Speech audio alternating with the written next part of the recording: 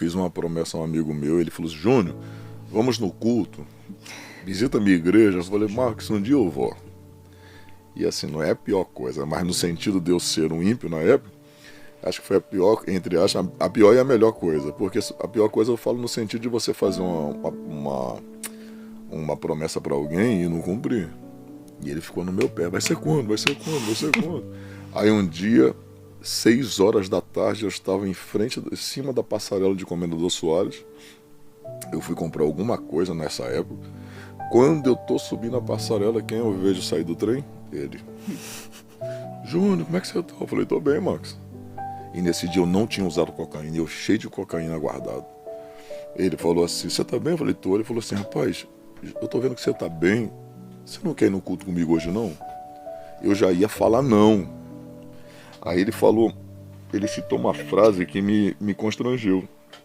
Ele falou assim, Júnior, se você for no culto hoje comigo, depois da minha salvação e do meu casamento, será o dia mais feliz da minha vida. Como é que fala não depois disso? Aí acabou. Aí eu falei, faz uma coisa, me espera aqui, 7h30 que eu vou estar aqui. Aí fui pro culto, aquela roupa de funkeiro, aquelas calças largonas, aqueles tênis Reebok. Eu tinha um cavanhaque e tal. Daqui a pouco... O senhor foi com a intenção de escandalizar? Não, era porque era a veste que eu tinha. Ah, eu achei que o senhor tinha feito de propósito, não assim. Não, eram as vestes que eu usava naquela época, né? Porque os jovens naquela época gostavam de muita marca e tal. Aí quando eu cheguei no culto, eu me lembro que quando eu tava usando muita cocaína, eu cantava um hino do J Neto. Ele dizia, quebra minha vida, faça-me de novo, é tudo que eu preciso para ser um vaso novo. Eu cantava esse hino. E eu não me dava overdose, porque eu usava muita droga. Aí quando eu cheguei no culto, isso aqui é muito interessante. Deus, quando quer salvar uma alma, ele quebra a liturgia do culto. Eu descobri naquele dia. Hoje eu tenho entendimento que Deus quebrou. Porque a liturgia do culto diz o seguinte, dá oportunidade para quem é crente, para quem está em comunhão com a igreja, para quem é batizado. A liturgia do culto dá para o cantor local, dá para os visitantes, mas que sejam crentes. Conjunto. O pastor Jonas Baraquiza me apresentou 8 horas da noite. Quando foi 8h30, ele falou assim, Júnior, fica de pé.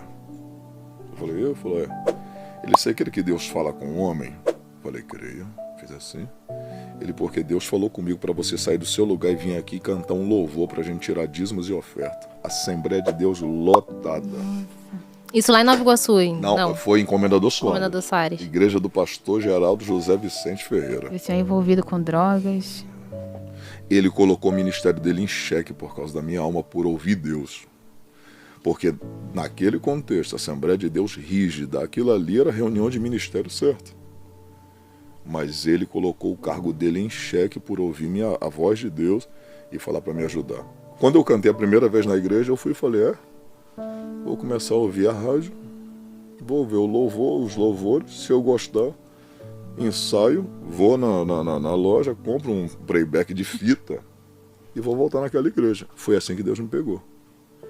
Eu cantei por 4 quinta-feiras seguidas sem ser crente. Na quinta-feira eu levei o playback. Quando eu pensei que eu ia cantar, eu não cantei, mas quem pregou foi ele, pastor Jonas. Quando ele pregou, eu não sabia de onde vinha tanta lágrima. Aquele dia a palavra entrou.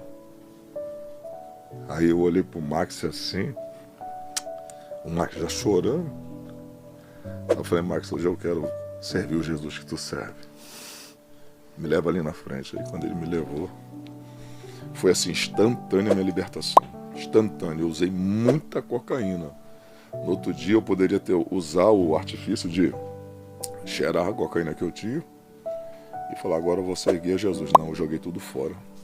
E já fazem 28 anos Amém. que eu tô na presença. Nunca mais usei. E depois que o senhor voltou para Jesus, o senhor disse que a libertação foi imediata, né? Sim. Então o senhor não ficou com aquela sensação às vezes de, e se eu vender para ganhar mais dinheiro? A arma, não teve nada de recaída, conseguiu seguir firme. E acho que as tentações também dos amigos, sim. né? Os amigos deram um veredito, né?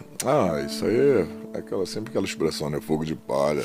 3 meses tá de volta, não vai aguentar. E já fazem 28 anos. Amém. Eu me lembro que os amigos foram lá em casa e falaram, Júnior, cadê as armas? Aí eu falei, eu troquei.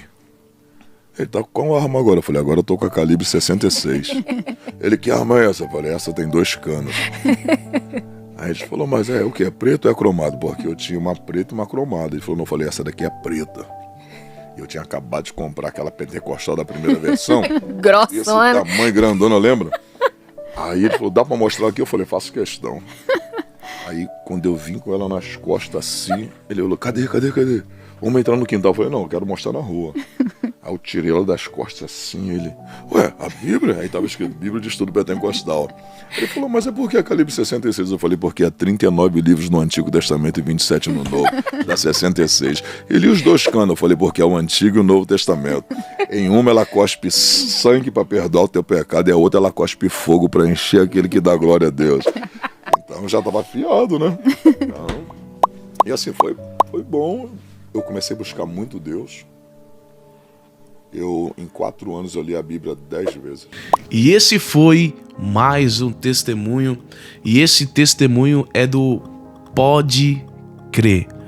Testemunho é do podcast Pode Crer. E o entrevistado, como vocês devem conhecer já, né? É o pastor Júnior Trovão. Muito conhecido pelo seu vozeirão, bênção de Deus. E eu achei muito interessante a forma que Deus pegou ele, né? E todos nós temos essa forma, a estratégia, vamos dizer assim, a estratégia que Deus usa para nos trazer para a presença dele. E quando ele estava contando, eu lembrei de quando eu me converti, da estratégia que Deus usou comigo. Eu lembro, irmãos, que eu estava numa época da minha vida que eu estava tendo crise de pânico, eu estava tendo muito medo de morrer. E eu lembro que eu comecei a ir para a igreja, né? Comecei a ir para a igreja com os meus pais e sempre, toda vez que eu ia no culto, Deus usava alguém para falar comigo, que era para mim logo para a presença de Deus, que eu precisava ter pressa, que Deus tinha pressa de me usar. E toda vez que eu ia, e eu lembro que estava tendo uma campanha nessa época, aí eu sempre ia, sentava lá atrás, ficava lá quietinho, e sempre Deus usava alguém. E nessa deu ir, sempre tá indo. E eu com esse medo de morrer, eu lembro que um dia Deus usou um homem para dizer que tava me dando livramento de infarto, né? Eu lembro que Deus me deu um livramento, só que na época eu não entendia muito, não sabia muito o que era isso. Então eu falei, rapaz, eu vou morrer. Aí que isso aumentou. Então assim, se eu não poderia nem alguém chegar e me assustar, porque meu coração começava a bater forte, né? Eu dormia com a porta aberta, então foi um tempo muito difícil para mim. Mas foi nesse tempo que Deus me chamou, né? Que Deus foi ali e me chamou novamente. Foi o momento que eu comecei a frequentar, Deus começou a falar comigo. E eu lembro que no dia que eu aceitei a Jesus, irmãos, antes de ir para o culto, eu falei assim, se hoje tiver o apelo, eu vou aceitar Jesus, né? Fiz a oração antes de ir e fui para o culto. Aí teve o culto normal, a palavra, e era uma campanha, como eu disse, e no final teve o apelo.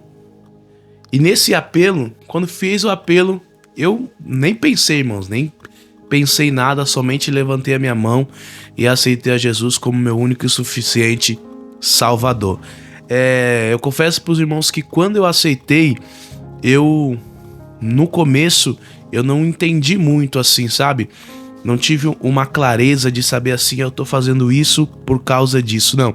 Eu aceitei somente, sem pensar muito, mas hoje eu compreendo o que eu fiz naquele momento. Naquele momento, irmãos, eu estava entregando o meu amanhã nas mãos do Senhor.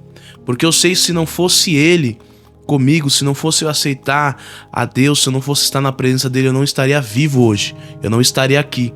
Então é tudo a graça do Senhor, o Senhor me chamou, eu aceitei, escolhi viver aquilo que Ele planejou para a minha vida, que isso é muito importante, assim como Deus fez na vida do pastor aqui, né? Ele escolheu viver aquilo que Deus planejou para ele. E, irmãos, é a melhor coisa que você pode fazer na tua vida, é deixar Deus planejar o teu amanhã, porque o nosso amanhã, eu não sei o que eu vou fazer amanhã, eu não sei o que vai ser de mim amanhã, mas Deus sabe. Então é muito melhor a gente colocar nas mãos dele e deixar ele trabalhar. Então foi assim que Deus me chamou. E deixa aí nos comentários como que foi que Deus te chamou, como que foi a estratégia de Deus para te chamar para a presença dele. E eu creio, irmãos, que você que está na presença ou você que ainda não está, que Deus ele é poderoso para fazer coisas tremendas na tua vida. Eu nem imaginaria, irmãos, que hoje eu estaria aqui gravando um vídeo para vocês e olha onde o Senhor me colocou. Então assim, pelo meu querer, pela minha vontade, na época eu tinha um outro caminho a trilhar, se fosse eu, mas o Senhor preparou eu estar aqui, né, gravando esse vídeo para você e você sendo edificado através desses testemunhos. Então isso é muito prazeroso, é muito bom servir a Deus, ele é tremendo e é maravilhoso. Amém? Se você gostou desse testemunho, não esqueça de estar compartilhando, não esqueça de você estar curtindo, nos siga, ativa o sininho de notificação e fica por dentro de todas as novidades que saem todos os dias, amém? Que Deus abençoe sua vida poderosamente, fica na paz e até o próximo vídeo.